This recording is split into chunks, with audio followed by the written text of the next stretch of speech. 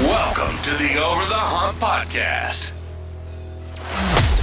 Your gateway to the world of the iconic Brahman breed of cattle. At BRC Ranch, our passion for Brahman cattle runs deep. Join us as we delve into the heart of this extraordinary breed, unveiling its rich history, exploring industry trends, and sharing captivating stories that define the American Brahman. BRC Ranch stands as the pinnacle of Brahman excellence in America, boasting a decade-long legacy of champions and housing the finest Brahman bulls worldwide. It's not just about cattle, it's about a legacy that reverberates across ranches and hearts. Brought to you by BRC Ranch, where the Brahman legacy thrives and stories are woven into the very fabric of ranching. This is Over the Hump. And now your hosts, Brandon Cutrer, Rachel Cutrer, and Keaton Dodd.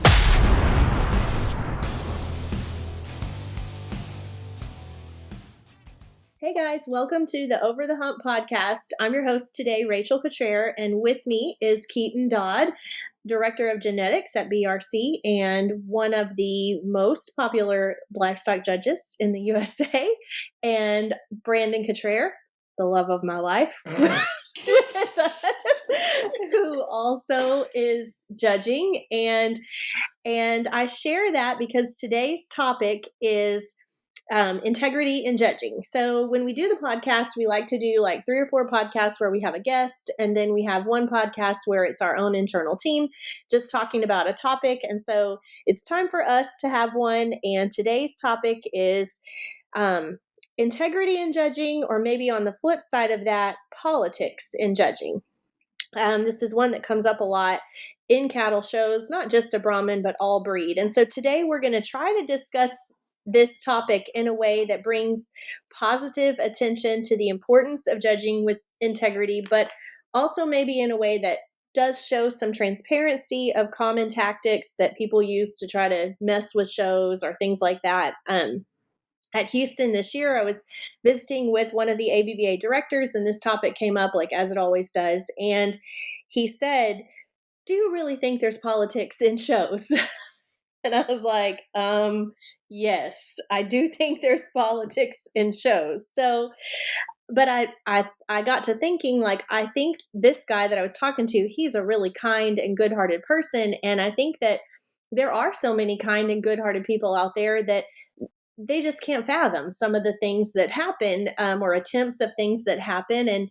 And so maybe today we're going to shed some light on those and do it in a way that hopefully we can make some improvement and inspire some positive change across the whole judging industry. So let's start, Keaton and Brandon. Keaton, we want to start with you. Since you're our most experienced judge across all species, if you would start out, kind of just tell us how you got into judging and what your judging experience is. Yeah, definitely. I guess the most pivotal point or the turning point in my life and career would have been in 2009. And I was probably wearing a Huey hat and a sparkly belt, or who knows, in the judging contest. I bet I had a polo hat and Sperry's at this point probably, but wanted to get out of school. And so we were on the livestock judging team, and somehow high school? Yes, You were this is high school. Okay, somehow high school. stumbled on being the high individual at San Antonio in the judging contest. Did not know that. Yeah, so I got a $10,000 scholarship there, and that was the first time any judging coach had ever called me. I was a junior in high school, and honestly didn't even know that livestock judging really existed at the college level outside of, I knew who Dan Hogue was, saw him judging lots of shows, and I knew he coached a judging team. But other than that, I really just didn't know much about it. And so the phone started ringing. For a long time, I was going to end up going to Clarendon College because they were the only people who had recruited me. At this instance, I was more than just a nobody. I was basically non-existent in the judging world. And then Brant Poe got around to calling me towards the kind of middle part of my senior year. Decided I was going to go on to Blinn, and the rest was history. And so judged on the judging team at Blinn. Transferred to A&M, judged on the judging team at A&M, and then got to spend quite a bit of time as the coach at A&M. As far as judging shows, I started as humble as possible. I judged my first show was the Harper FFA chapter show. It was all 4 species. and I want to say there might have been 20 at the most in any of those species, and that had been my first show. And Is this show in Texas? It was in Texas, yeah. It was and in what Harper, 4 species? Texas. So I judged market steers and heifers, sheep, goats, and pigs. And it's kind of come full circle to the point where I don't really judge pig shows anymore, but I've judged a state fair or a national show in all 3 of the other species. And so I try to stay as diverse and look at all 3 species. Like I said, I don't do much pigs anymore. But this year I'll judge a state fair, sheep show, goat show, and a cattle show. So I guess that's kind of cool. But you ever judge rabbits? I judged rabbits one time in the valley, and that's not where you want to judge rabbits. No offense to people in the valley. But after the show, someone walked up to me and said, "Did you realize you just beat the best rabbit in the whole valley?" And I said, "No, I did not. Next year, y'all should hire a rabbit judge." And so my one rabbit experience didn't go well. I have not judged any poultry, though. Brandon, have you ventured into poultry yet? Never once judged any poultry. You Dairy could goats. do it. You could maybe do. What's your chicken breeds you like? I like all chicken breeds. I love chickens. Yeah.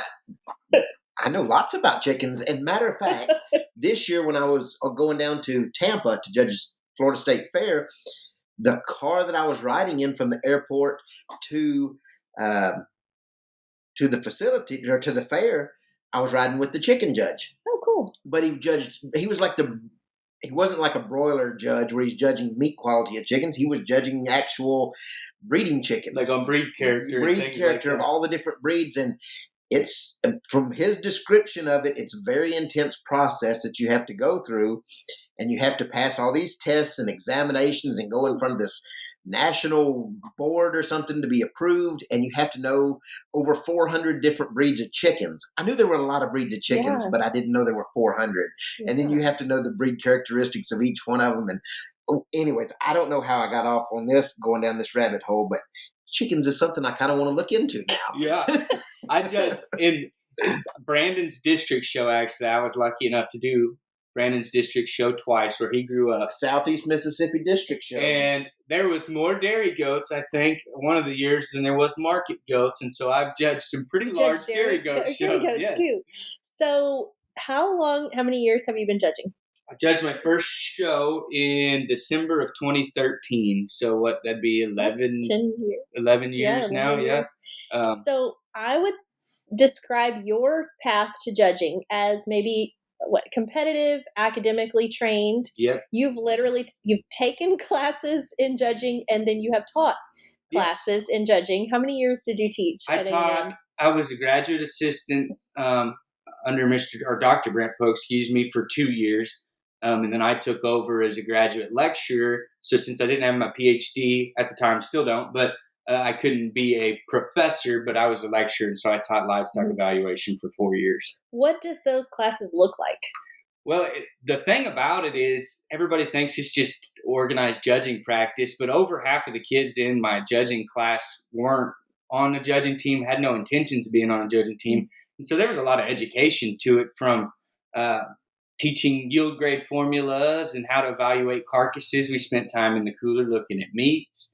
But there was a lot of classroom time, and then there was a lab portion where we would go to the beef center and judge steers or heifers or sheep or whatever it was. But very education based. I really didn't care if they ever learned how to place 4 animals per se. It was just more knowledge of livestock and how kind of all the production systems work together. Did y'all have a textbook?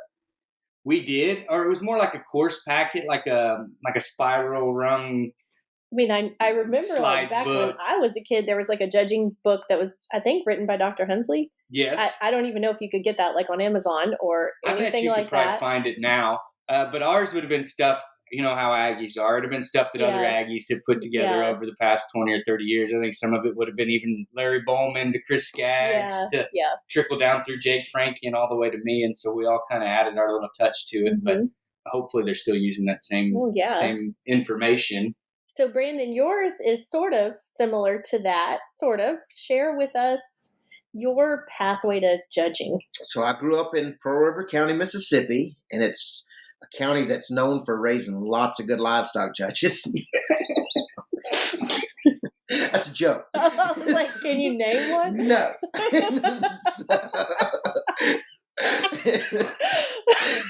Southeast Mississippi and the pine trees is not where you go to look for livestock judges. But we had a very good 4-H program. We had great 4-H leaders.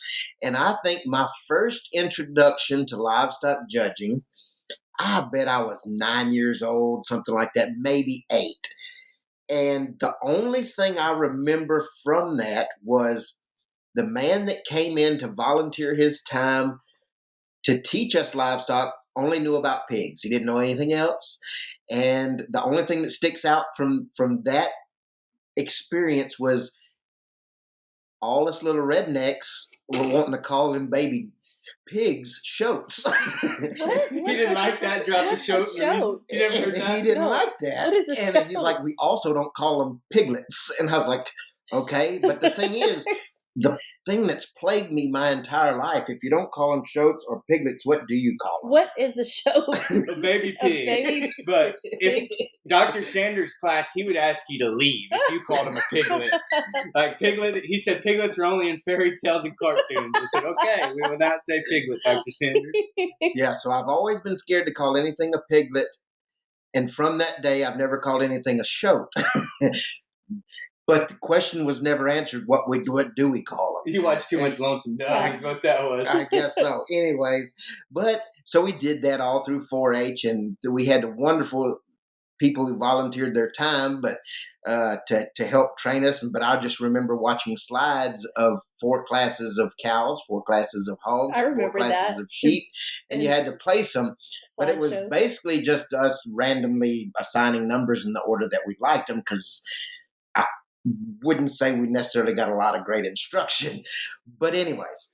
Those are probably transparencies or the little slides you clicked back in the day. They weren't transparencies, but you had to click them and it goes like a slide sorter. Like a little circular thing. Yeah, we had it in high school and too. So we did that. And then, but going on to that, did that all the way through and basically just had fun. I was there just to have fun. And that just having fun thing went on into junior college, where I got into a little more in depth in it. And we had Mr. Tim Ishii over there at Jones County Junior College, and so he. So you were on a team with him? Yes, okay. And we went to Denver that first year, but I think besides me and 2 other people on that, we were the only ones that had any background of livestock judging. And when I say background, mine was very limited, just like you said. But I grew up showing and all that kind of stuff.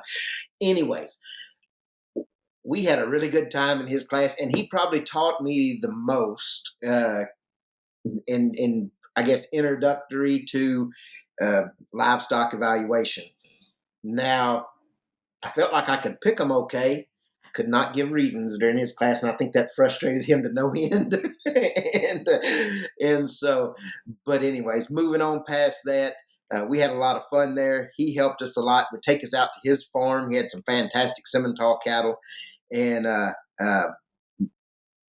went through his cattle and gave us live instruction. That was the first time we really had live instruction on the way things worked and structural. Anyways, but I really appreciated him taking the time to do that with us. And from there, I went to Mississippi State, somehow made the judging team. Go Bulldogs. And I think Chris Shivers was on that judging team. Ahead of me, yep. And lots of judges have come through that program. Was Jason Roundtree y'all's coach? No. We had a coach from during that time.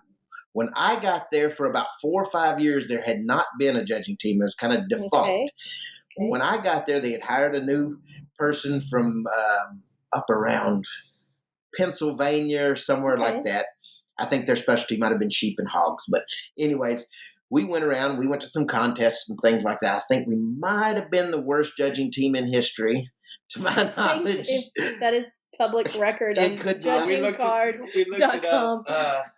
Brandon wasn't last at Houston. You can still find it. He was closer to last than first, but he was not last. That's right. Well, that's a success story in itself, saying that you were towards the bottom end of a judging team at Houston, then you have judged Houston. And I think at the Mid-South Fair in Memphis, Texas, I might have placed placed last in that judging. So just to give yourself a little bit of credibility, so people don't think you're a complete dummy, you need to share your reasons why you did not. So that contest would have been the very last of my college career, and at that time I was like done. You're partially ADHD or partially, I can't pay attention to anything. Yeah. And I feel like placings and all that I did fine in, but at the end of the day, when it came to reasons time, I was just done. And I said, you know what, I might just see how low I can score. And never practiced a set of reasons or anything like that. I went and ate my sack lunch that they gave us in this auditorium.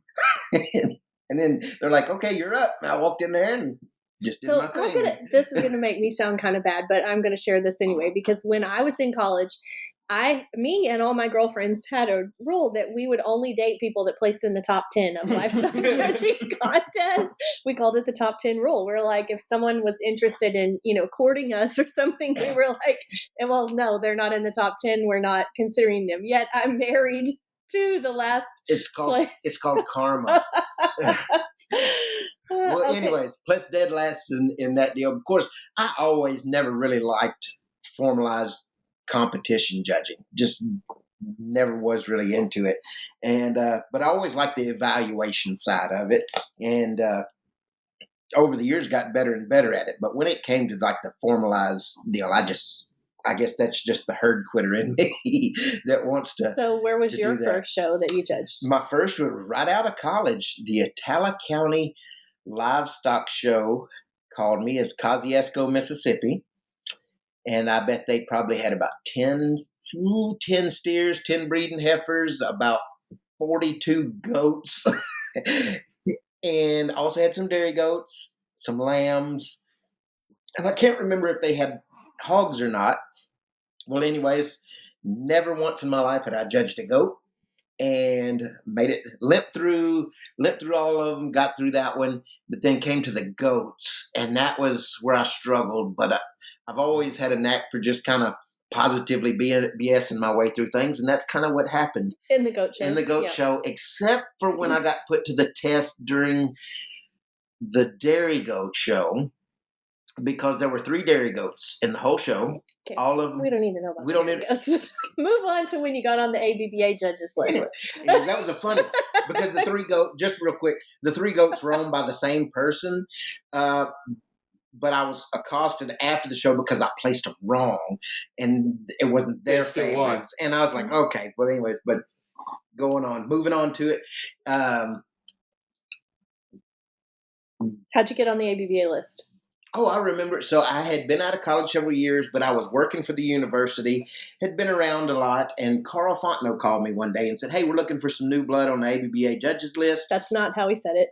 Well, he says it in his accent, mostly French, and but that was basically the gist of it, and the translation of it was they wanted new blood on the judges list, and he asked if I would be interested, and at the time I said sure, and got on there, and so did you have to go through those ABBA judging seminars? Not at that time. Or you were before or after that? I was on the ABBA judges list before that for several years, and then we went through the seminars. Mm-hmm. And so I would say in terms of formal judging education, I would rank pretty low on the ladder. But where I really started learning would have been when you started truly evaluating production cattle in a ranch setting.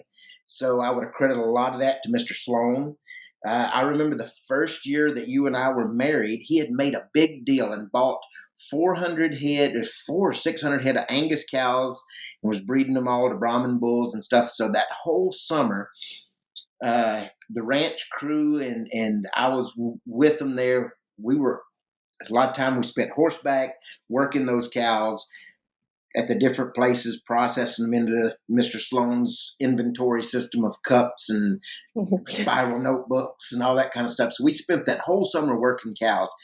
And during that time, he would really spend a lot of time with me and tell me this and that about why you selected for this or against that, and basically on the functional side. far as feet and leg structure, muscle, and then things that people select for that don't really matter. He's like, you can see how that's really helping this one. That big long necked, pretty fronted cow over there that doesn't have anything else to it. She's not doing too good, is she? I'm like, yeah, I see what you're saying. So really taught me to pay attention to the basics and, kind of build them from the ground up, not just structurally, but also basic building blocks of cattle.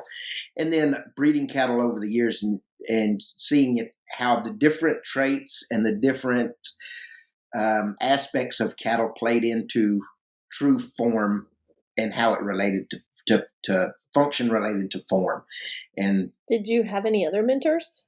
Anybody that really helped you? I would say Mr. Sloan was probably the biggest one when we're talking form to function, how things actually worked in the real world. Tim Ishii over at you had me. Jones Junior College. I'll get to that in just for 1 second. and Tim Ishii was a big help to that, just to kind of overall terminology and actual. Keaton, who are some of your mentors? Talked about Dr. Brent Poe. He was coached twice for me, actually, at Blinn and at A&M. Brandon Callis was my very first judging coach in college, and he's probably the most famous judge in the world. And so I talked to him 2 days ago. Still a huge influence on me just as a person. Mm-hmm. Honestly, Brandon has changed a lot of perspective. Being around him and his practical approach to everything has put some perspective that maybe a judging coach probably needed to hear. Coming Yours from is cool. Academia to production. Your what your pathway to judging is formal plus hands-on, which to me is an ideal combination for judges, because you understand the textbooks things, but you see it every day in real life. To me, that's like gold standard of judges. And then yours, Brandon, is more functional, hands-on rancher day to day. And you see that when you look at how both of y'all judge, you'll tend to pick cattle that are similar. Keaton, your reasons are probably a little more better and fancier than Brandon's. A little more better would be pretty good. Explanation but of that. At the end of the day, y'all are both picking the right kind of cattle. So I think that just shows it doesn't really matter how you get to being a respected judge, and having diversity is good. Yeah, in absolutely. Those things. We've judged the same cattle a lot of times and ended up with the same champions, whether it was at a GERT show or a Beefmaster show, or we've even judged some jackpot shows back to back before, and it was pretty similar. We described them similar, just different in kind of the delivery of it. But that's right. He's a little more polished. I'm a little more hillbilly. Redneck. Yeah. But I would say, just jumping back real quick, you've probably helped polish some things on me in terms of like breed character, because earlier on in our marriage, that's probably something I would have paid a little less attention to, because when we're talking about actual production and stuff like that, size of a hump doesn't really matter. Split nose doesn't really matter. But over time, in growing with our customer base and understanding reasons why, when you would call me out on, like, yeah, she's good, but look at that split nose, or look at, she's too forward hump. I'm like, oh, that's a good cow. She's big ribbed and heavy muscled and good footed and good uddered. She's like, but that hump is terrible. We got to get rid of her. But starting to pay more and more attention to that kind of things. That's why the upper echelon of global Brahman likes my judging. I would say that's true. And because of that, and then when you start putting a dollar value on that kind of stuff, because of the people you're selling these cattle to, it does become important. And then you start reading books of like Bondsma, and the closer you get to the equator and the environments, and really those things that might not seem very important here in this environment, loose hide, dark pigment, all that kind of stuff really comes into play when you start looking at harsher environments there around the equator. So a lot of it depends on environment, but breed character has become an important part of my judging repertoire. Absolutely. Well, let me share how I got started into judging, because I did not start judging until I was 42 years old. old, right? Well, I was not in a college judging team. I judged a lot of like showmanships. I judged every junior national showmanship that there is, but that's not the show judging. So, maybe 3 years ago at Houston, I think it was the year that you were judging the open show.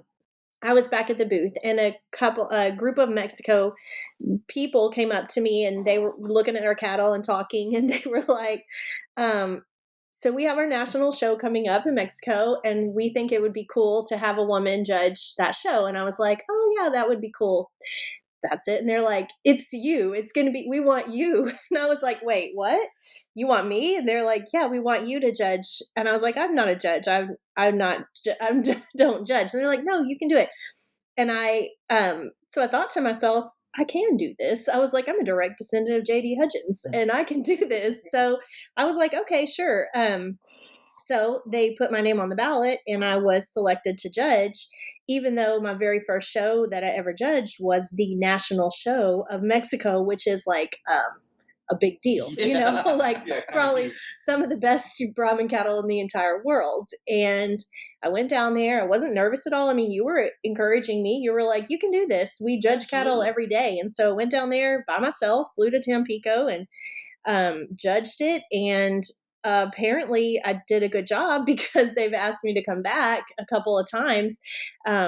After the show, there was this older gentleman that came up to me, and he was like, oh, are you Sloan Williams' granddaughter? And I was like, yeah.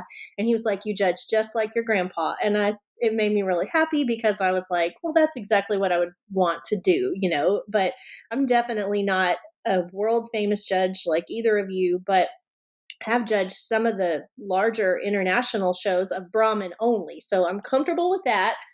Never going to judge a market steer show, but very comfortable with Brahman. So anytime we're judging, I know for all three of us, we talk about this a lot, like judging with integrity is our utmost priority. But at a top level, what does that mean to you, Keaton? Or maybe maybe a better way to put that is, what is not judging with integrity, or I guess the measure that and everybody says it, but do they really live by it? Like I can sleep well at night, but that really is, I mean, it'll eat me up if you go home, and not even a lack of integrity, but if you've ever judged a show, you've probably ever judged a good number of shows. There's probably been one where you went home and thought you might not have got it right. And not from an ethical standpoint, but just from a standpoint of did you miss something? Yeah, you missed an animal, or did you overlook something, or maybe put too much emphasis on structure, whatever. And that'll keep me up at night. So I don't think I could openly and honestly cheat somebody, just because it would bother me that much. But as far as things you see, the big one is the change of showman. That one bothers me maybe as much as any, is when, somebody random will walk in an animal that maybe you have a personal relationship. And a lot of times that's going to probably do more harm than good, I would think. And Brandon, you could probably add on to that. Yeah. But I see somebody that I know walking an animal in, you're probably going to get double looked at. I'm going to be more, I guess, overcritical on. So what you're referring to would be the halter judging, is what someone would call it. So where, say, and this would mostly probably be at an open level show, because in youth shows, the kids show their calf, but where you might have a certain ranch that has one person showing the majority of their cattle. Let's just use Harley as an example. Harley shows all the BRC cattle. Then all of a sudden, somebody different than Harley comes in as a subliminal, somebody different than Harley, and maybe someone who ranks higher than Harley in the political pool. Yeah. And I would come in as your subliminal trigger to let you know, this one's different, or there's something different about this one. Right. For sure.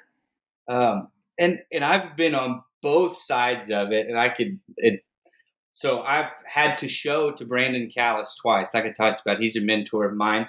One time was State Fair with BRC animals. Yes, with Impresario. Yep, we had the calf champion with old Impresario. No, I showed Impresario. And the drive, and I showed Kukui. Yes, because he was the more difficult one to show. And Molly showed Glitter, but so that one was awkward to say the least, but he understands that the amount of respect I have for him, that if he put me last, I would have thought that's where I needed to go, and I would have walked out and been completely fine with it.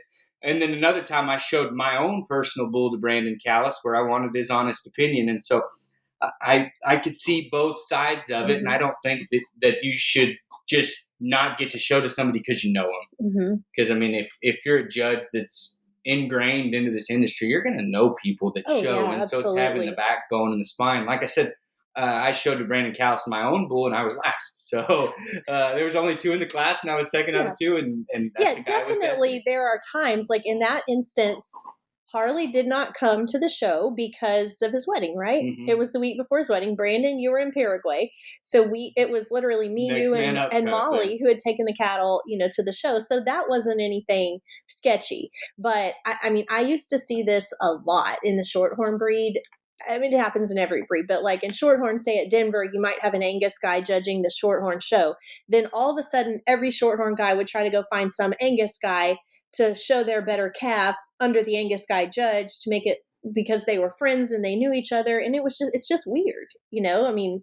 You run into those. And I've had 2 different occasions. I've had a BRC animal show up to a show that I was judging. And I had an animal that I personally had raised myself that showed up to a show that's judging. And I guess everybody can handle that their own way. I kind of took the spin off of what Brandon had told me how to handle it. And you put them down and put them. So I put them last every time. What we're talking about here would be labeled as conflicts of interest in judging. Conflicts of interest in judging. And maybe let's go through them quickly and then we can go in depth. But number 1, judging your own family. Not cool, not allowed.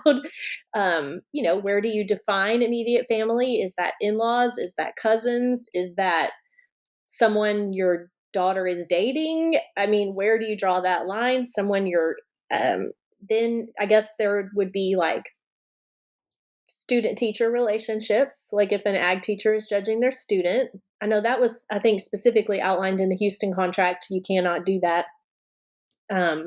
Breeder judging cattle that they've sold. What else? I mean, that's probably a good slug of it. I don't know, Brandon. And what do you do in that situation? Well, according to the ABBA rules, if you notice that situation, the judge is to immediately notify the official that you have a potential conflict of interest and let the show determine how they want to move forward. I like that. If you're in a situation where the show's willing to put that service out there, I think that's probably as good as any. Like I said, the times that I've judged those that I felt I had a conflict of interest, I went ahead and ran them to the bottom and was completely transparent on why they went there. I would tell them, that this animal could have ended up wherever throughout this class. I'm not comfortable placing them. Great young exhibitor, works real hard, blah, blah, blah. But I know too much, and I just not place them. Brandon, how do you handle that? Yeah, very similarly. I've had that happen several times where there'd be some kind of conflict of interest, and somebody that had bought cattle from us, or not, just basically put them down at the bottom, say, I'm not placing this person because of this reason, and then I always try to pick out something positive to say about the person, say about the family, and all that, and try to leave them on a good note. A lot of times you as a breeder can head those off before it happens. If you know you're judging a show, it's highly advertised, you are the judge of the show, then people who bought cattle from us know not to go. But let's just say it's a situation where like a fair doesn't announce who the judge is, and people don't know. There are some situations you could get. Yeah, because you also have to think about those people, especially in the situation where the people don't know the judge prior to getting there. They spent time, money, and effort to do it, and they at least deserve the right to come out that far and be looked at by the audience. And I think that too, the opposite side of this, or I guess the devil's advocate, I guess I'll play as we go through this whole deal. But there's a lot of times where somebody shows to you that you may have a relationship, but like for instance, Brandon judging Houston. Like we can't expect everybody that's ever bought cattle from BRC to not show up. Right. That's not fair to ask of them. That's not fair just in general. And you as a judge, we got to hope that the judge, the evaluator, has ethics. But then people also have to understand that if you got a judge that's involved in the business or probably the judge you want, they're going to know people. Yeah. And I think that's a common misconception. I actually heard this in the conversation at Houston, that the other person said, well, we just need to get judges that don't know anybody. I'm like, well, that's impossible. You're going to get judges that don't know anything. Yeah, if you get a judge, any top level, top tier judge, especially with social media, they're going to at least be familiar with certain names or faces or brands. I mean, that's just part of business. Yeah, it's unavoidable.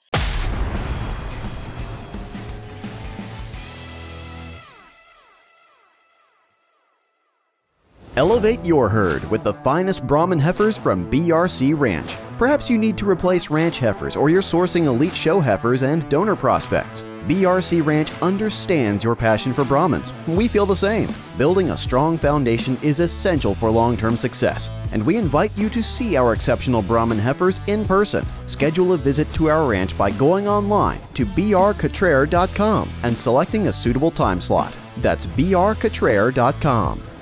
So I'm going to take a little break here and do a little fun exercise. And I am going to give you each a printed copy of the ABBA approved judges list. Okay. And while we're doing the rest of this podcast, I am going to give you a highlighter. And I would like for y'all to go through the judges list and highlight. There's 100 names on this judges list. I would like for you to just start highlighting maybe the names of judges that you feel are high level integrity, maybe, and or judges that, like, you know, you enjoy getting their true opinion of our cattle. You know, maybe that's the criteria. Judges you respect, judges you feel give every exhibitor a fair look. I mean, I can take that judges list. Each of us we could take that judges list, and immediately within 1 or 2 seconds of reading a name, we can tell you, number one, are they going to be fair? If they're not fair, number two, who is the person they're going to use to win? You know, I mean, who's their buddy that they're going to use to win? And maybe number three of, like, do we feel that they are practically relevant in today's beef industry? You know, and not naming any names or not, you know, pinpointing any names, even with 100 names on the list, the names you highlight might be minimal numbers. Minimal numbers. What I would say, well, let me ask this. So there might be judges you respect their opinion in different areas. Like some might be more show oriented, some might be more production oriented. I guess that's okay to you get absolutely, your opinion either way. Then there's people that I feel would be ethical that just might not know. Yes, definitely. About evaluation, but they're good people. And that type of judge, I will say, I don't mind showing under at all. Yeah. And we have shown under, not being critical of judges, but we have actively shown under some judges in the last 3 years that amongst our team, we were like, they don't really know. They're not current in today's beef industry. But you know they're giving an honest evaluation. But you still go to the show because you feel like they're giving a fair assessment. They're not playing dirty. So this is like different categories of the ones we just discussed. But then there's also really good high ethical judges that can pick cattle very good. But then there's people who can pick cattle very good, but don't necessarily because they're playing the game, I guess. Mm-hmm. So I guess it's just picking the categories of and then maybe we'll reveal our numbers at the end of the podcast. Different color highlights for different categories. Don't get it too hard. We'll reveal this at the end of the podcast. Perfect. So we have brought up a couple of different things that I would say are like politics, show manipulation, and I want to kind of go through those, maybe starting with minor types of show manipulation on up to, you know, major ones. But if we start with the minor ones, when you're judging a show, things that come up that are red flags to you or out of the ordinary that you think maybe some level of attempting to sway your opinion one way or the other. I think pre-show is probably where, you see it the most, at least on the minor side. The Facebook friend request portion of it. I mean, I'm judging a relatively sizable goat show in Oklahoma towards the end of the year.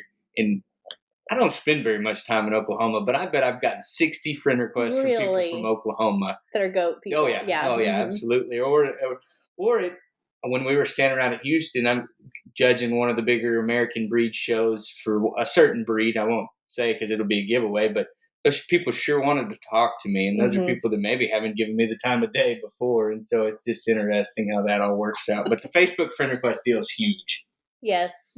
People all of a sudden wanted to be your best friend online. I mean, I noticed that myself, like, before I judged my last little show of Belton, there would be all these Brahman people. Like, I post a picture of our Christmas picture. And again, people that normally don't comment on my post are like, beautiful family, love y'all. Couldn't name your 2 kids yes, if they tried. exactly. But like, they don't have any there. Yeah, that's one. How about? Had several people come up to me after a show was announced that I'd be judging who, like Keaton said, never give you the time of day, acted like you didn't exist before. Next thing you know, they got their arm around you, calling you a good buddy. And I'm like, get away from me. Yeah. How about tagging judges on Facebook? Don't do it. Have y'all ever been tagged prior to a show? Not prior, have been afterwards. Yeah, I have been afterwards. I didn't necessarily mind it afterwards. I kind of liked going back and looking at the pictures myself after the show. I don't know if I ever have been tagged, but I do. I hate the post a picture of your animal that's going to the show the week leading up to the show where you know they're going to see it. That's the pre-judging. Right. A, I know what you're doing. And B, it's probably going to hurt you more than it's going to help you. But I would consider that kind of similar-ish. So that is one I would consider maybe moving into a mid-level type of manipulation. Am I getting ahead of myself? You are, because I am embarrassed to admit this, but when probably 10 years ago, when Facebook advertising came out, I had customers ask me, can you pinpoint, I've shared this before, can you get our cattle in front of the judges at this show? And I was like, yes, I can. I can, and actually through Facebook advertising, and especially if it's a judge who lives in a rural area, like, because the way you set up Facebook advertising is you can do it by an address. So like if either of you guys are judging a show and some entity with a business page wants for you to see their cattle, it would probably cost them $5 to do it, because they could pinpoint, I want to run this paid ad to males aged 35 to 45 who live in a 5-mile radius of Bowling, Texas. You could even, I mean, that narrows it down pretty much. Or you could even narrow it down of their interest level. You could say, 35 to 45-year-old men who live in Bowling, Texas, who like Brahman cattle. And George Jones. And George Jones. They got you. They got it pegged out. That $5 got the maximum effect because I'm the only person in Bowling, Texas that would have went to. But that happens, and you do see that a lot, and that's something though that the general public doesn't see because they're not in that demographic. So literally, it's only you, Brandon, that is getting these paid ads directed at him. And that's a real thing. I would consider that a minor infraction.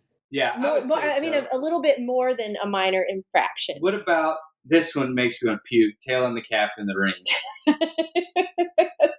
So I'm laughing because I have like a group text with some of my girlfriends, and there was a judge that was judging that had a personal relationship with one of my college friends, and jokingly I said, hey, why don't you come up here and tail this calf in the ring while so-and-so is the judge? It was a joke, right? Okay, like it was a joke. This person doesn't even have cattle. But another person in our group text is like, oh yeah, that happens every year at my county fair. So literally this is happening everywhere. I think this is happening everywhere. Yeah, you have the guy tailing 17 feet into the arena. I see it. Thanks. And so what do you, when you see that as a judge, what do you do? I will. You notice it, probably. Yeah, I notice it. And with my eyes, I'll probably show some distaste. Roll your eyes. Facial expressions. Yeah. People have told me that I'm not very good at hiding my emotions, and so they probably knew.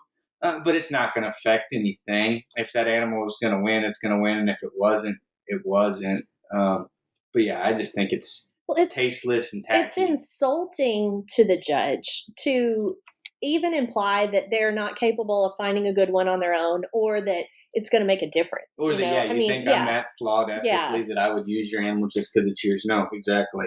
So, any others that have missed? The little ones that we see? How about direct contact? Maybe Facebook messages, text messages. Oh, yeah, I mean, that's this not is helping at all. more. This is more major infraction, major ethical infraction, I would say.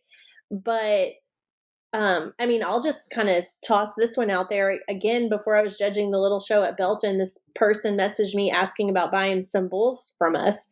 And I was like, oh, yeah, we have some bulls for sale. And then they said, well, I'm going to wait and see how the show goes. And I was like, what show? It wasn't even on my radar, that I was judging this show and that would be a factor. And they were like, oh, the Belton show. I'm like, dude, come on. Like, don't even text me anymore. That's kind of stuff irritates me to it's so annoying. I mean, really, personally, if, like I said many times before, if we could get away from this whole show and deal, I'd be happy as a peach. And because I feel like we're just ruining so many show heifers. But anyways, to be the purpose of doing it is to actually evaluate the cattle, compare your cattle to other people's cattle and see where you stand. Kind of self-evaluation is what I like to do. Put our cattle up, what we've been working on, and see how they stack up. And then also the marketing aspect. And so when you put that all together, to me, by tainting it with any of this stuff really upsets me and makes me mad. And so I'd rather shoot them straight. And if somebody sends me a message, it's probably not going to help you. As far as the tailing one into the ring, early on judging, I used to see that it'd make me mad, and I'd probably be extra hard on the cattle that were being tailed in. But then the longer I thought about it, I said, you know what, that's probably not good either. So I normally don't even watch the end gate when I'm judging. Just wait till they get on in the arena. Yeah, that way I never see anything like that to maybe upset me, to shed a negative light on that. Because just like there is like kind of dirty politics, I think there's, I don't know how to describe this, but ways that you do unfairly, what's the word? Be harder on certain people that maybe aren't. Like, let's just say you're judging a show and the exhibitor is a 10-year-old sweet little girl who has no ethical concerns whatsoever. Like a pretty smile and a big bow. And it's, a fitter or, somebody else who's, the thoughts of doing something unethical never cross this young exhibitor's mind. It's the people behind her. And then you are mad and you don't give her a fair shake because someone tailed it in, that's wrong too. That, I mean, we've talked about this before, like judging your friends. Are you harder on your friends? I mean, ultimately the ethical judges, at the end of the day, the best cattle win, regardless of who's showing them or breeding them or whatever. But sometimes it can work the other way around, where I think you can be a little more critical on your friends just because you don't want someone to say, oh, well, that's your friend. That's something I would struggle with as a judge, because of the perception of somebody saying, oh, well, they're friends or they're buddies or they had this going on or that going on. I probably have a tendency to be a little harder on those people than I should have. And so that's something I really have to watch out for. Try to shoot it as straight as possible. Yeah, I would say that before you judged Houston, we've talked about this, your truest of true friends never even mentioned you judging the show. Oh, absolutely it's like not, nobody even knew, it was never once discussed. Nope. It really, even before or after the show, I mean, it's the people that really aren't your friends that try to, That's right. do that. Never once have I had a close friend or you had a close friend say, hey, you're judging that show. Don't forget I have this such and such heifer. They don't do that if they're your true friends. Yeah, no, absolutely. I've never had to worry about that from some of my good friends that really knew me. Mm-hmm. Yeah, I've had to have some hard conversations with some of my judging students over the years, and they would know. I would call them out for it too. I won't say any names, but they know the situations where maybe they weren't acting right, or maybe they were trying. Yeah, they would subliminally slide me some information. I had to let them know that it wasn't cool. I didn't want that, but I guess that's part of being an educator. Do you? That's a great question, because you have a circle of friends that are top young judges. Do y'all talk about this? Oh yeah, issue? all the time. Yeah, and we'll cuss and discuss judges and. I mean, after every major show, we'll have conversations about how we thought they were evaluated, even in breeds that I don't have any connection to. I've got some some Simbrau buddies. Quest Newberry, a good friend of mine, he raises Simbraus, and we talk over the Simbraus every single time and talk about how they're evaluated. So yeah, So I've got a close knit group of guys that we talk about it all the time. this is a black market topic, but Colby Collins calls it the cattle Illuminati. I call it the system. But there is sort of an unspoken rumor, talk. I mean, it exists. Let's be honest. It definitely exists of judges who are in the system. You know, they use their friends. They do a quid pro quo, like, I'm judging this show, so I'm going to use you, and you're judging this show, and you're going to use me, and blah, blah, blah. Like, unfortunately, that does exist and has forever, you know. But I do feel hopeful that that system is declining. Do you? I mean, because I see young judges like you and other younger judges out there that are not in the system and that are truly judging the cattle. For most of the people that I know that I would say are in the system are older judges. Well, that's the feminist in me coming out, but I would like to think that it's declining, and probably the biggest reason that it's declining is social media is a good thing and a bad thing. And I think in this instance, they have to basically stand behind what they've done. That picture is going to circulate. Yes. Everybody's going to know what you do. And you do a bad enough job, or you are shady enough ethically, you're probably going to get blasted on some kind of social media. Yes. And so it kind of keeps people honest without really even having to do anything. But I'd say it's getting better. Hopefully. There is a book that I read a long time ago. It was a book in the 90s called The Great Game of Business. It was kind of like, it was a bestseller. It was kind of like one of those good to great tipping point things. The author is Jack Stack.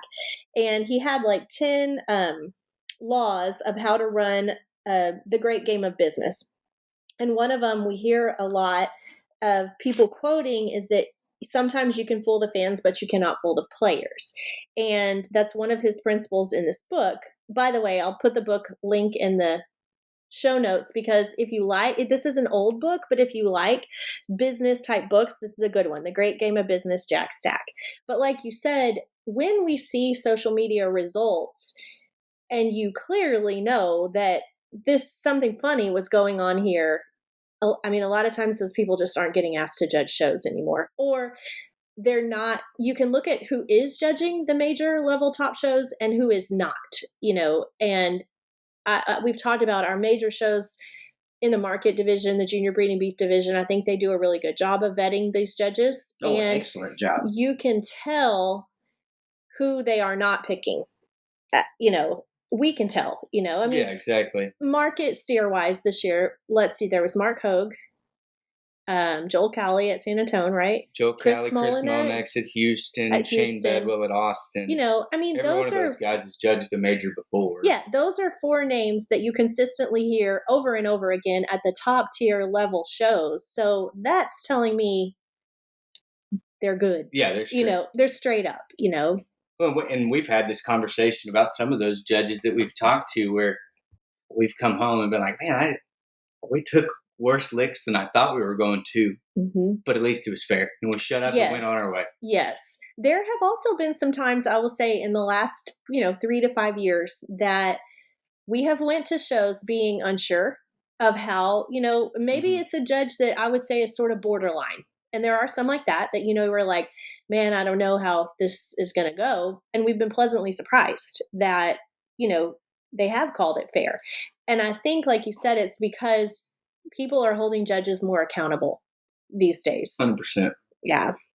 That's right. And just because, say, a judge was that it judge 20 years ago doesn't necessarily mean he still is today, because at some point, every cattleman's picker breaks, and I think each generation or each cattleman can probably survive maybe 2 type changes or something. That's true. Yeah. And then they become irrelevant, and you got to get some new blood in there to kind of stay relevant. Mm-hmm. And I think that's why you see some people who may have been once considered great judges not judging anymore just because they're getting old and their picker broke. Well, there reaches a point in judging, I think, where, and we all talk about this, where you you need to stop judging, maybe because you're not breeding actively any more cattle, or for whatever reason, you're not as in touch with the industry as much. And then you become a mentor. That's you know, right. That'd like be awesome. you become a mentor, because I can say when I was given this task of judging this show and I had never judged before, I needed mentoring, and I needed a person to help me, like, say, how do you keep up with the pace, or can you give me some tips on reasons, just some little things that the industry needs that. Yeah. Have either of y'all had someone attempt to give you money? No, never have. Because you hear that, like, let's be honest, we hear that a lot of times. We hear, "Oh, I've got a screenshot of so and so and blah blah blah before the show," and I personally have never witnessed that. I've never been offered money. I think if anybody ever offers a financial incentive, it's through the form of probably purchasing some livestock from you in the future. But I've never. It's not like someone slid you a briefcase full of cash. Have either of you had like an outsider try to influence your opinion of a show, whether that's like a go-between, directly involved? Yeah, because I'd say so. the real narcissist manipulators, they're never going to call you straight up, but they are going to try to get their buddy to call you and be the go-between. Any situations like that? Yes, very much so. I've had good friends of mine call me, and they're like, I know, like, you're not like this and I'm not like this, but such and such was, and they're going to have an animal here. Or the other one is, I don't care how you place it, I just want to know what you think. And so I was going to let you know they're cutting, like, before the show. Yeah, I've had those phone calls. Or you have that one where it's like, so-and-so's got that really good heifer that does all that winning. He's like, that heifer, she's got the... She rolls just a little on her back foot, or she rolls a little on her front foot. I hate that. You're right. And I'm like, and then when you get to the show, you're like, no, there is no rolling on the back foot, but am I missing something? And you start second guessing yourself. That is a definite strategy. That's gaslighting. That is gaslighting and showing. And I think that's a strategy that the manipulators use to plant a seed of doubt in people's minds of a fault. Like they've seen something that you haven't seen, and then they want you to, like, but again, it's insulting. It's insulting that you as a judge aren't going to spot that. But it kind of, the way they slip it in there, though, you don't even notice it right off the end. I've heard that my entire life. Yeah. Yes. Oh, that heifer that wins but has a bad whatever, you know? Yeah. Have you ever had a show official tell you something in the ring? Okay, I have had this. So when I was judging in Paraguay, I had placed the group classes, and one of the ring stewards came up to me and was like, "Are you finished?" And I said, "Yes." And they were like, "Are you sure? Are you sure this is the way you want to place them?" And I'm like, "Yes, I'm sure." But for a moment, I was like, did I totally miss something? And I was like thinking to myself, like, these ones that won, they're really good. And I was like, "Yes, I'm sure." And I was kind of mad. And he's like, "Okay." So he like wrote it down. Well, afterwards, I found out the ones that I had used, they had also previously won at the World Brahman Congress. So I was good. But I think he had a connection to something in the ring that was a little bit further down. So again, just kind of planting that seed of doubt. Yeah, I've had that happen to me in Colombia one time. And I had the guy that was interpreting for me. He's like, he said, "Are you sure that's how you want to do it?" And I'm like, "Yeah, that's right." And he's like, "But that one's this and this." And I'm like, "Nope, I know exactly. You just tell him what I said." And and that's happened before. And also, the other one that I thought I might get killed at the time when I was judging down there in Colombia one time. It is, in a lot of those Latin American countries, it's just traditional to pick the oldest bull, whether they deserved it or not. The senior champion bull, it's basically tradition to automatically give it to them, Yeah. But I hated my senior champion bull that day, and my favorite one of the day was the calf, and I used it.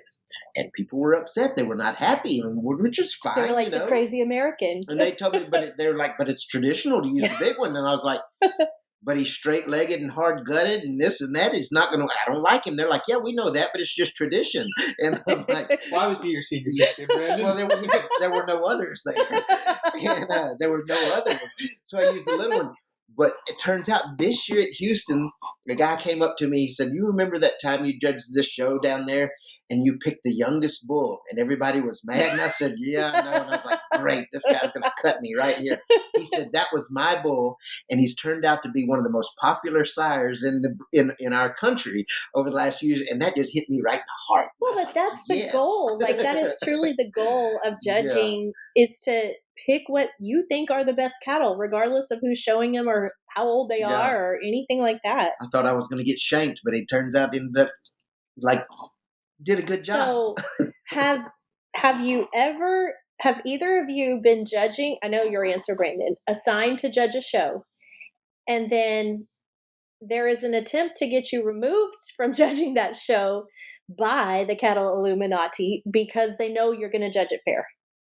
I mean, I think this happens. Mm-hmm. I hear a lot of rumors about this, is that certain people who are like highly invested on their marketing due to show placings, they rely in some ways on manipulation so they can have something to advertise. You know, if they don't, then what are they going to advertise? And sometimes when you get those judges at a big level show that they know they can't control, and they probably know that their cattle are not banner worthy, their strategy is to change the judge for whatever reason. People are fickle. Has that ever happened? Yeah, I mean, we know it happened to you, Brandon. It happened for a year prior to you judging Houston. And I had another instance, major show deal in Texas as well, where they wanted to get me removed from judging a show. And then the show backed me, obviously, which I appreciate. But then when it comes down to the point and the show happened, then one of these people that threw a big tantrum ended up having the champion bull in this show. And then at Houston, they came up and wanted to talk to me like I'd forgot about all of the trouble that they'd raised. And it was one of those deals where it's like, I did that honestly because I thought you had the best bull, but we aren't friends and we won't ever be, kind of deal. But that is funny. Hard. Mm-hmm. I will say that is very hard. And it's hard to judge your friends, but it is also mentally hard to judge people that are not your friends and to keep it on the up and up. You know, there in Mexico, there is a man in Mexico that has caused me a lot of heartache through the years and been very ugly to me. And when I judged the show, I think he won the first 2 divisions, you know, and it was really, really hard for me, because I don't like this man, but he truly had the best cattle in those divisions. And so I'm sure going into the show, he probably thought, well, I'm going to get screwed. Then the show starts and he wins the first 2 divisions. Now he's probably thinking, well, what's going on here? you know? Exactly. Don't send me a Christmas card. Well, I still don't like the man, but he did have the best cattle, and that's what you have to do. Also, on the flip side, I had a guy call me one time, like, if you're not removed from if this show is not going to remove you as a judge, I'm filing a lawsuit against them. And I'm like, what? And they're like, we're getting you removed. And I'm like, well, I'm sorry you feel that way, but go ahead. And because they didn't think they were going to get a fair shake from me. And then when the show comes around, literally the worst animal that walks in the ring is one that the whole thing was about. And he had terrible feet and prepuce hanging 3 feet long and had no muscle and so terrible. And I was like, this is what you made the fuss about? And I kind of chuckled to myself. I'm like, well, I guess if that's what a lot of that goes to education of the breeder, of knowing what you have. Taking the blinders off. Also, in the book I was mentioning earlier, The Great Game of Business, there is one of their principles is that when people feel good about themselves, they begin to feel good about others as well. And I think that can be applied to judging when you go to a show. I mean, I think most people, when they go to a show, they feel like they have a chance to do well. Otherwise, you wouldn't be taking your animal to the show. But regardless of how you place, if you get a fair look, and you are judged by a fair judge, even if you don't win, you can be happy for those who did. If we go to a show and we get beat by an animal that we feel is rightfully better than ours under a fair judge, hey, that's why you went to the show. get an opinion, How do you out judges that are not judging with integrity? I mean, how do you kind of, just as we wrap up, like, we know who judges are that are kind of crooked judges. How does the industry make it better? I don't know. It's hard because I'm not a gossipy person. Talking about people That's just right. in general makes my skin crawl, good, bad, or indifferent. But I mean, when that happens, I don't know how there's any way around it other than speaking out about it. Mm-hmm. I mean, if it's kind of one of those deals, if the good folks are silent, the bad people will eventually take over. And so, say that again. Yeah. If the good folks are silent, the bad people will eventually take over, and that's not necessarily. See, that's a struggle because within our team, if we see a judge at a show that we know is going to play favors, or we already know who's going to win before the show happens, we just don't go. Yeah, exactly. But then, and you can see that, again, fooling the fans and not the players. But if you see a judge that is controversial to begin with, and then you look at what ranches actually show there and which ones don't, we all know, hey, there was like 5 major ranches that didn't participate under this judge. There's probably a reason for that. But the average social media viewer doesn't know that. And we're never going to speak ugly about that judge. We're just going to simply not go and not participate in the drama, But in some ways, then that's what the cheaters want, is they don't want you to go. Yeah, exactly. So they can win. So they don't have the competition. No, and I would think. I mean, it's hard because, like I said, I'm not the gossipy kind of person. We're not the gossipy kind of ranch. We try to be nose to the grindstone and worry about the things we can control. But our biggest strategy is just to bow out and go spend our money somewhere else at a show where you've got a chance that things are going to be fair. But I do think every now and then you need to just roll one at those guys and either let them use you and show that maybe they do have more integrity than they thought, or let them make a fool of themselves. That is true. I distinctly remember a show where, now we're not naming any names. We've all said we're not naming any names, but there was a show where I can think of 2 incidences. There was one where both of them were international champions that got beat. And to this day, it was years ago, to this day, anytime people come to the ranch and see this particular animal, they'll say, remember when so-and-so beat her at Houston? Or remember when he made a fool of himself by not using her at Houston? Or remember when this person buried her? Yeah, exactly. And the true breeders, they recognize this, I don't know. One thing that we did not go over, that we kind of skimmed past, that I think is just an interesting topic before we move on into kind of what we're going to talk about, is the passing it around. Oh, yes. We did not talk about that. Man, that one might hurt me as much as anything. Explain that concept to those who don't know what passing it around means. It's letting everybody get a piece of something. So, everybody goes home happy and you keep staying at the top end of judges' lists. And the reason I guess I'll caution judges from doing that is you get a bunch of happy people, but nobody really knows where you stand as a judge. And then certain instances, and I won't say names, but just to give examples, like we have a family that owns a heifer with us, a pair of ladies that are fantastic, and they ended up getting beat at a particular show because it wasn't our turn to win.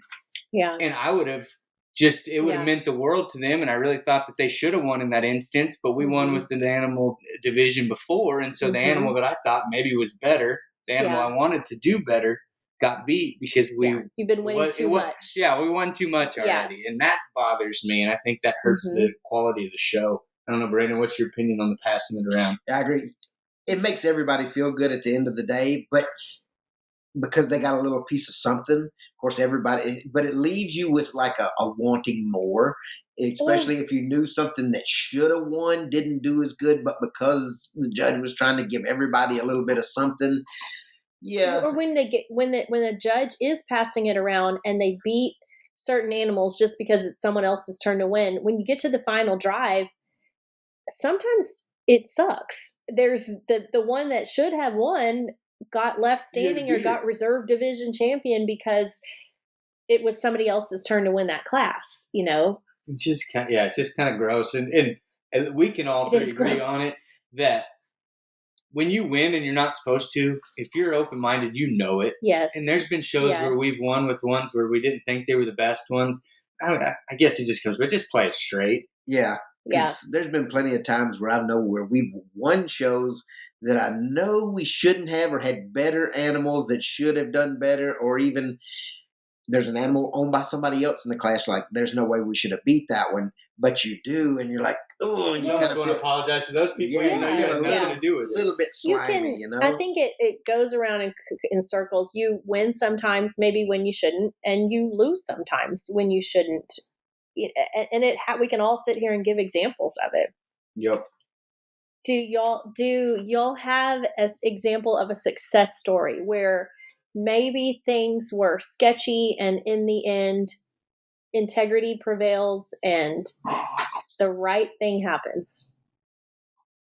Let me think on that for a second. I will share mine with you while y'all are thinking. I had a phone call from a judge, and it was a couple months after a show, and he said he had this on his mind. He wanted to call me, but he hadn't known if he should or he shouldn't. And it was a show we did well at. And the judge said that prior to the show, he got a phone call from a go-between, not directly the person, but he got a phone call saying, this is a message from so-and-so, and whatever you do, you better not use Molly Cutrer to win the Brahman show because somebody doesn't like Molly. And it made the guy really mad. And Molly did well at the show. And he said, well, obviously I picked who I thought was the best animal, but I wanted you to know maybe what you were up against, And I was like, yes, I know what I'm up against.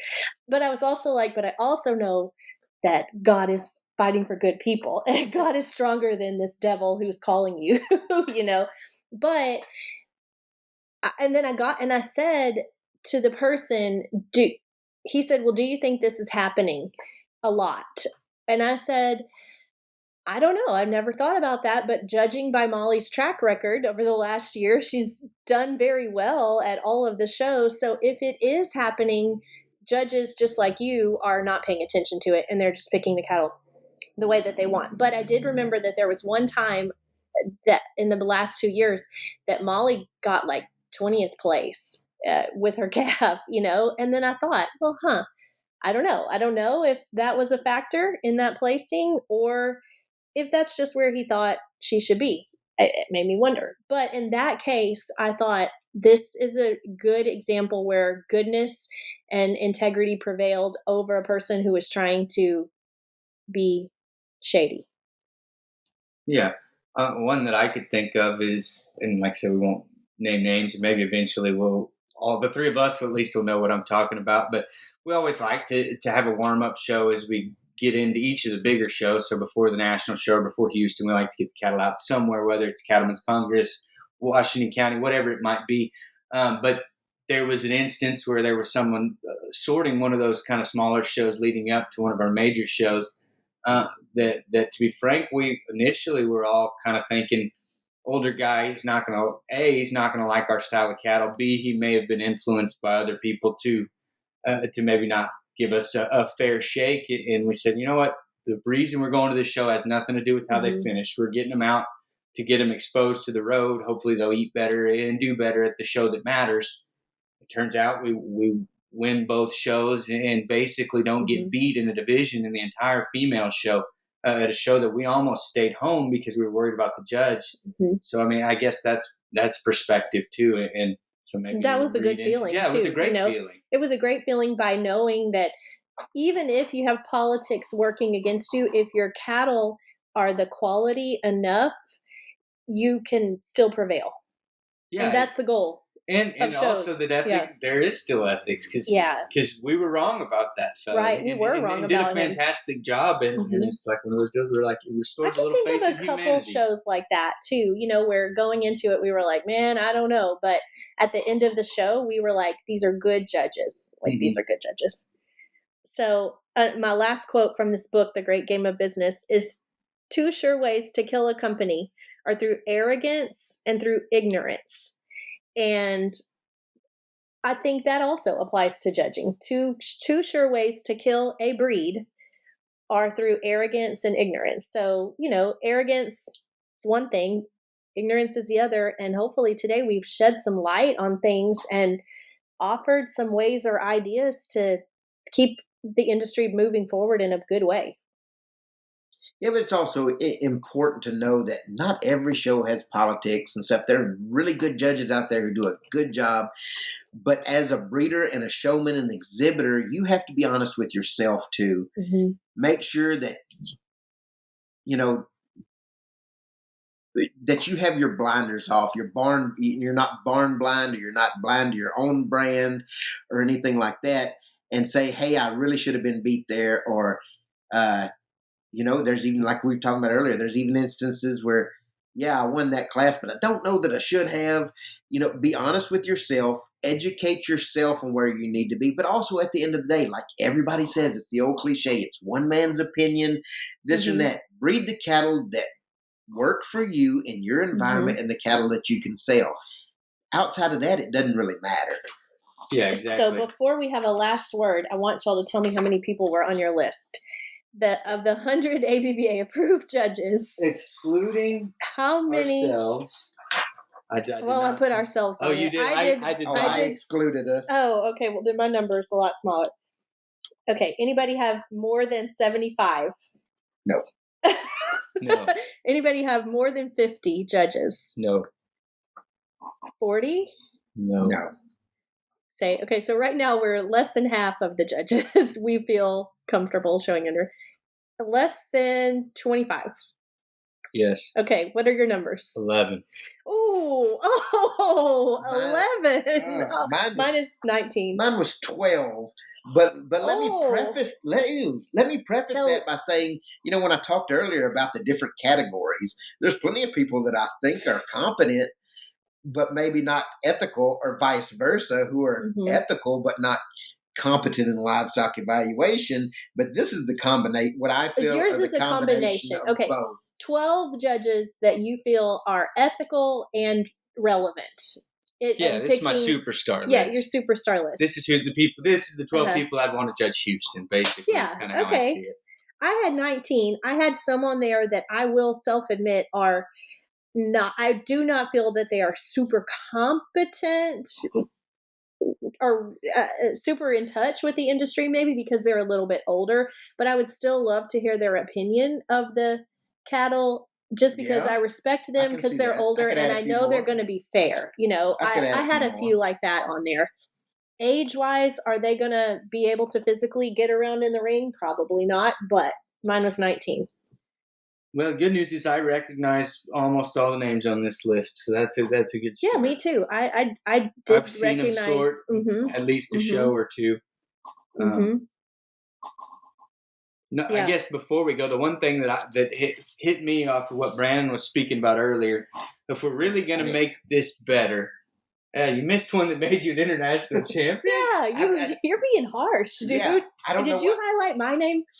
I told you we didn't do You us. did not. I didn't highlight my name either. I told you I excluded the people in this room. First up. We're pretty transparent around you here. did not show under me. Dude, I highlighted yours for the record. Hey, and there are judges out there who, whether I agree with them or not, I know the kind of cattle that they're like, and I can know which cattle to leave home, which ones to take. True. And some of those I left off the list because, frankly, I just didn't think we had the type of cattle that would get along under those people. Yeah, that's true. But no, if I think Brandon kind of spurred me in this direction, but if we're really going to make this better, you got to call people out when you see big infractions or things that you just know deep down are not right. But I think at the same time, if this is ever going to get better, we've got to cut down on the crying wolf. There's a lot of crybabies that make connections that don't exist. Let me. We've gone long, toxic. but I do want to ask you this: when you say you need to call them out, what method? Because to me, I think the method people go to is Facebook, but I don't agree with that. I mean, what is the method that you call someone out? I mean, is it? I've never been a Facebook guy. I drag my laundry out. I think speak to them face to face. If you think you've been wronged, there's a respectful way to have that conversation, and then maybe you'll figure out that you were wrong the whole time, and I'm okay with that. Yeah. I don't know. I think Facebook is definitely wrong. Do you mean like blasting a judge on Facebook? Yes, I very disagree wrong. with that. I do not support that. I get why people do it. Maybe they feel like they have no other course of action. And that's true. And there really isn't. It's not like there's like a judge's bureau where you can write, a what do you call it, a whistleblower policy. There's not. What are you going to do? Write a letter to every stock show in the USA? You can't do that. So you could address it with the people running that particular show, or with the judge specifically, but I think that's about all you can do. Yeah, but if you're the only person that addresses it, then within your network, which is fair though. That's true, but within your network of friends, we all know it. We all go when we've been to shows that are corrupt.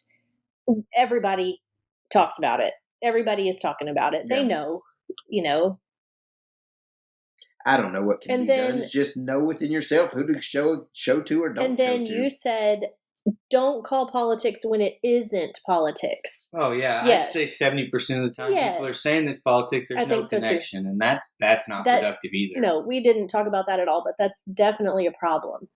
To me, you can spot politics if a judge has a type that they're using, and then they break the type all of a sudden based on an animal's brand or who's showing it or what the tag says. That's when you can easily spot.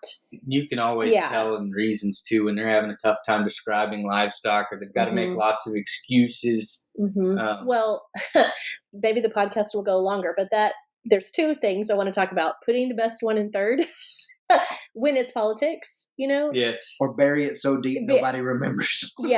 Or giving the speech about how you're at the utmost level of integrity. If you have to tell people you have integrity, maybe there's an issue. If you're giving a speech telling everyone how integrous, or whatever the word is, how much integrity you have, and I don't know. There's people that truly do that. I will say a name on this, Mitch Thomas. When he judges, a lot of times he says, when he judges a Brahman show, he'll just come out and say, I flat know everybody in this breed. I know all of them. Which is true. And he's like, and I'm placing the cattle the way I like them. That I believe. I buy into that. But when a person gets on there saying, if you're going to question my integrity, blah, blah, blah, blah, blah, then you're about to get screwed. Here comes the good hosing right down the pipe. Right. And I think that comes in two scenarios. One, if there's severe politics being played, and they're trying to do damage control with a big, long-winded speech. Or two, their picker has broken, and now they're just making up for it and compensating with arrogance, funny stories, Wendy's, and big inspiration. It's showmanship. That's true. There is the type of judges that give reasons that are like cowman reasons, and then there's the storytellers. Yeah, the entertainers. Tell the Wendy's. Yeah. And a combination of both is good. Yeah, I do like going to a show where there's some entertainment value, but you goes all the way back to the quote. You can fool the fans, but not the players. Yes. No. I feel like there was something else that popped into my head. We're almost at an hour and a half, but this is a topic that people talk. Oh, fake phone numbers. I did want to throw this out here because this is something that I have heard. I'm just thinking of like politics things that I've heard, is that how certain people texted certain judges, and I've got screenshots. People do know that you can make fake phone numbers, right? Y'all know that, right? Yes, you can easily go on like Google and make a fake phone number and say something like, hey, this is Rachel Cutrer. I got a new phone number. By the way, I really need you to use this heifer to win tomorrow. But it's not even, it's a fake number that somebody else is sending around. Like, that's why, like you said, if you have a question with someone, go directly to them. That's the easiest way to, I don't know. I have personally never gone up and accosted a judge. Have y'all? No. I would never accost him either. I never would. No. Conversation. But no, I would say that spreading a lie is almost as bad as telling the lie. And so that would be, definitely. There's so much gossip flying around. And if you think that verify it, if you, when I hear these things, I'm like, can you send me that screenshot specifically so I can specifically see this, and most of the time you can't. Or even if it's rumor, you can kind of fact check yourself, take the time to fact check it before you scream, oh, it's politics. Have y'all ever gotten accosted by someone? Oh, yeah. Oh, yeah. Yeah, I have. Maybe not public, which I would have rather them come and talk to me in person, but through calling other people and trying to get you banned from show. Because if they had talked, it's one of those deals. If they would have talked to me, I would have explained to them very quickly, and it would have shot all this down. But it's just be an adult. I'm kind of rambling, but in my very limited judging, but I have judged some of the biggest Brahman shows in Mexico, South America. The people that are like good, solid people, even if they don't win, they're not ugly. Like I'll just say like Chapapote, they don't win everything when I judge, but they've never been ugly to me. They've never questioned. They always treat with the same amount of respect. When I was in Paraguay, I know there were animals that had done well at other big shows that maybe I didn't like. That day, those people were nice. They were nice and respectful. When you judge Houston, some of your good friends did not win. They didn't win the championships. They didn't get mad at you. They didn't. People that I truly respect and all in so many different areas. And it hurts you, but you're there to do a job. You got to do it. You got to put them wherever they deserve to be, and hope they respect you at the end of the day. Do you have a last word? Closing thought. You're like the pinnacle of the industry. You have trained young minds. Closing thought is, I guess my sentiment is that if we don't fix it, I do think there's potential that this thing that we love so much could disappear. That's true. And I think so many people take for granted that shows are just going to happen. But they don't just spring out of nowhere. Kind of we've had this conversation before, how when shows are not ethically judged, how damaging it is. It's horrible. It's not damaging to the, old guy that's been in the system for 70 years, but it is damaging to the new breeders. It's damaging, I think, at an international level because people look to USA to set the standard.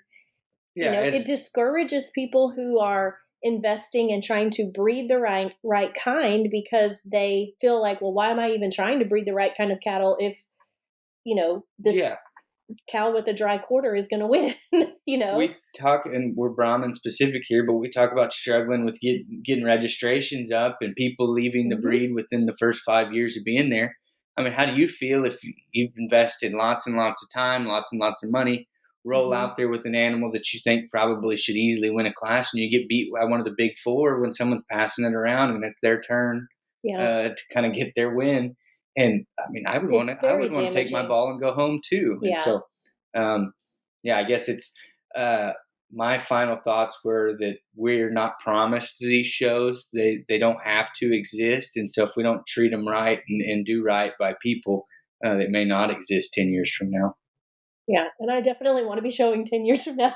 Brandon does too. I was sitting here wanting to be like, well, maybe we just don't do nothing and they go away and I quit ruining my heifers. No, I will be, 55 years old, and I will be there at the show, hopefully. Man.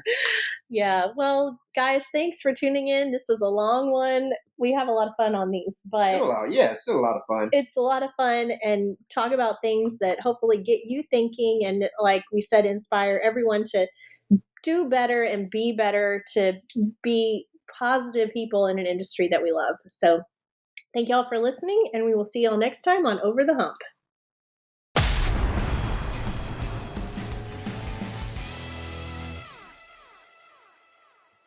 Hey guys, we hope that you're enjoying the Over the Hump podcast. We've had so many great reviews and great feedback from this podcast, and we've had several people asking how they can support it. So we are proud to announce that we've created the Over the Hump fan club, where you can join and sign up on a yearly basis to help support this podcast and get some really cool merch as well. We have 3 different levels ranging from $40 a year to $250 a year. And at each level, you get some really cool different benefits and different free gifts. For example, at our Trailblazer level, you get a free copy of my really awesome Modern Brahman coffee table book, which is a 160-page coffee table book featuring the gorgeous photography of Carlos Guizora from Mexico, along with Brahman history written by me.